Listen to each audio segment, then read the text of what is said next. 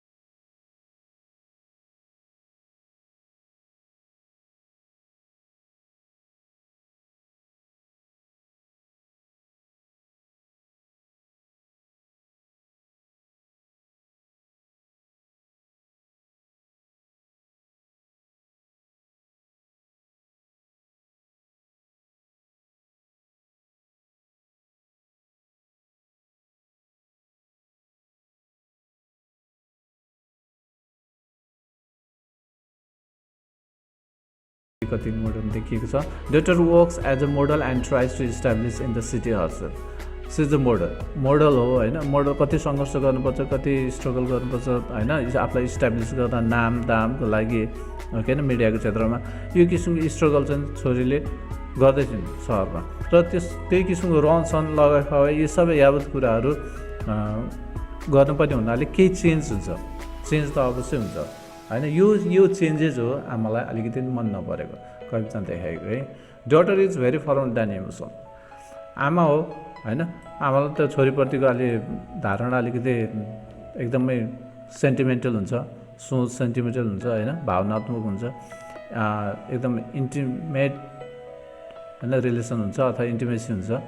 एकदमै hot attachment हुन्छ होइन तर छोरीलाई के हो त फर्मल हो जस्ट मदर हाइहाल्लो है बाँकी समय के छ त छोरीलाई पुरा आफ्नै स्ट्रगल फुल लाइफमा चाहिँ नि बिताउँदैमै व्यस्त छैन है अब ल मैले यहाँ जोड्न खोजेको चाहिँ नि अघि नै मैले भनेको थिएँ connection with the Greek methodology है डिमिटर अनि पर्सिफोनी है यो दुईवटा क्यारेक्टरलाई मैले त्यहाँ ग्रिक मेथोलोजीसँग जोड्छु अहिले एकछिनपछि है the key points of the poem let's talk about the key points of the poem the mother Demeter waits for her daughter मदरको त मैले मदरलाई किन डिमिटर भनेको छु यहाँ डिमिटर भने किन ग्रिक मेथोलोजीको मदरसँग जोड्नलाई है एकछिनपछि अनि she has conversation with her daughter but many gaps are there अनि डटरसँग कन्भर्सेसन छ तर ग्याप छ त्यहाँ एट्याचमेन्ट छैन अनि त्यहाँ एउटा केमिस्ट्री छैन आमा र छोरीको अथवा यसो हुन्छ नि भावनात्मक कनेक्सन छैन है यो कुरा देखाएको छ ग्याप्स लाइक अब सबै त्यहाँ दुईवटा बिचमा भएको ग्याप्सहरू के हो त एउटा जेनेरेसन ग्याप होइन एउटा जेनेरेसन ग्याप छ अर्को इमोसनल ग्याप जेनेरेसनल ग्याप त भइहाल्यो अघि नै मैले इन टर्म्स अफ भनेर मैले कम्पेयर गर्दाखेरि जेनेरेसन ग्यापको कुरा पनि गर्थेँ अब इमोसनल ग्याप कम्युनिकेसन कन्भर्सेसन सञ्चार आमा छोरीको सञ्चार भनेको फर्मालिटिज मात्रै छ रिलेसनल ग्याप छ इन्टिमेसी छैन अन्डरस्ट्यान्डिङ बिचमा होइन आमा छोरीको अन्डरस्ट्यान्डिङ छैन आमाको कुरा मनको कुरा छोरीले बुद्धि हुन्थ्यो भने त्यो छैन होइन यो किसिमको ल्याकिङ चाहिँ मम्मीले आमाले चाहिँ फिल गर्नुहुन्छ है यहाँ contrast in the mother and the daughter regarding life and social norms and value social norms and values भनेको के हो अनि यसले कतिको असर गर्छ जिन्दगीमा भन्ने कुरो छोरीलाई कति पनि थाहा छैन डटरलाई केही ड्याम केयर मतलबै छैन तर के छ त्यही कुरा एभ्रिथिङ हो कसको लागि त फेरि मदरको लागि आमाको लागि होइन यो कुरा हो यस्तै कुरा यहाँ कवितामा गरिएको छ है अब यहाँ हेरौँ फर करियर जब opportunity modernity fashion she has to sacrifice her old attitude old values old tradition society everything relation with mother सबै कुराहरू त्याग्नुपर्ने हुन्छ त्यागेर जान्छन् जुन आमाले चाहँदैन होइन आमाले चाहँदैन त्यो यो नचाहनु भनेको त्यो आमाको चाहिँ ट्रेडिसनल भ्यालुज हो ट्रेडिसनल होइन एउटा थट हो तर छोरीले के त होइन अब जिन्दगी भनेको अलि आफ्नै इच्छा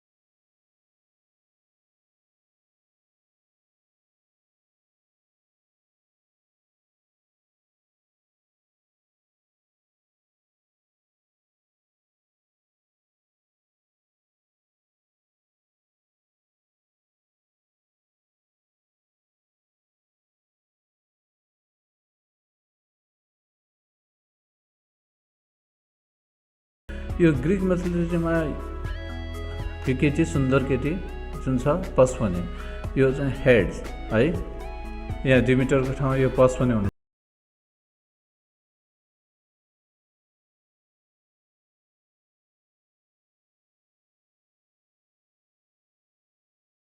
अन्डरवर्ल्ड भनौँ, उसलाई चाहिँ नि मोहित बनाइदियो उसको सुन्दरताले। त्यसपछि सुन्दरताले मोहित भएपछि उसले चाहिँ अपहरण गरेर, उसले चाहन्न तर अपहरण गरेर लैजान्छ, किडन्याप गरेर लैजान्छ होइन। हर मदर डिमिटर, उसको आमा डिमिटर खोज्दै खोज्दै आउँदाखेरि अनि पछि म छोटोमा हुन्छ यो कथा, अनि पछि थाहा पाउँछ उसले हेड्सले लगेको त्यो। यहाँ दुइटामा सम्झौता हुन्छ, अनि मान्दैन उसले, हेड्सले यति सुन्दरी महिलालाई मैले अपहरण गरेर ल्याएँ, आफ्नो भने कहाँ छोड्छु र, छोड्ने कुरो भएन। कुरा नमिलेपछि आमाले के भन्छ, उसो भए म चाहिँ आफ्नो ड्युटी गर्दैन भनेको बाली नाली बोट बिरुवा हुर्किने, ब्युटी क्विन अफ नेचर होइन, क्विन अफ फर्टिलिटी हो के अरे। अनि त्यो उसले म पनि गर्दिनँ भनेर उसले ड्युटी नल्याउँदा के भयो त, यो जुन बाली नाली उब्जिने कुरो भएन, बोट बिरुवा उम्रिने कुरो भएन। त्यो पछि हाहाकार भयो, हाहाकार भएपछि ल अब त्यस्तो अप्ठ्यारो पाएपछि एउटा एकमात्र सतमा भनेर कन्डिसन उसले राख्यो र उसले दिँदाखेरि, उसलाई पठाउँदाखेरि, आमासँग पठाउँदाखेरि के गरिदियो त, अनार दिएर पठाउँछ। अनार उसले यो केटीले पस्फोनेले के गर्छ, अनार खाइदिन्छ, अनार खाइदिन्छ। खाइदिए पछाडि के भन्छ, अनि she forgets, she is hypnotize, एक किसिमको हिप्नोटाइज, मोहिनी लगाए जस्तै गरेर होइन, यतैतिर उसको इन्ट्रेस्ट यतै आउँछ होइन, यो हेड्सतिर आउँछ। र त्यहाँ चाहिँ कस्तो अवस्था सिर्जना हुन्छ नि, 6 महिना आमासँग बस्ने, 6 महिना आफ्नो बुढासँग बस्ने, जसले अपहरण गरेर लगेको थियो। यसरी बसेर 6 महिना